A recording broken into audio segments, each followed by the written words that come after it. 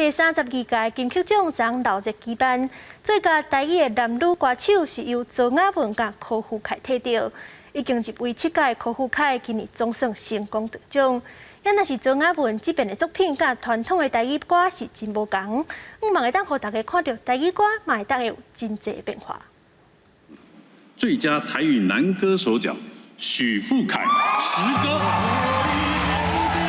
等这个奖7年的柯富凯听到家己得奖，表情欢喜搁激动。伊为歌唱比赛出道，翻唱陪伴伊大汉的台语老歌，唱出当初对音乐的初心。伊嘛讲到，其实有一段时间是无愿意接触台语歌。自细汉唱台语歌嘛，迄时阵同学听的歌曲拢是流行的华语歌曲，变得你会感觉够足自卑安尼。大汉了唱台语歌去比赛。有的人会讲，因为听到你的歌，改变伊的人生，所以我迄阵开始对台语歌迄种热情，搁找回来。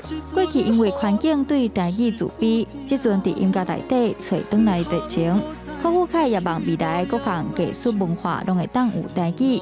赶快想要跳脱传统台语的周雅文，这边以创作专辑《剧本》摕到最佳台语女歌手，参最佳台语专辑奖。主本的艺术就是做家己。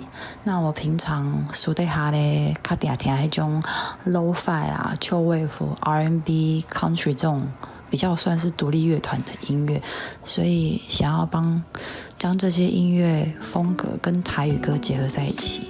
唔知安那就做看卖就对啊。同时也担任制作人的周雅文专程参与专辑制作，用新台语歌的风格唱出10年来的出道心情、人生故事。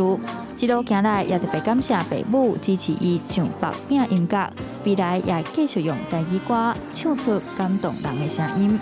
记者杨淑静、谢桂林采访报道。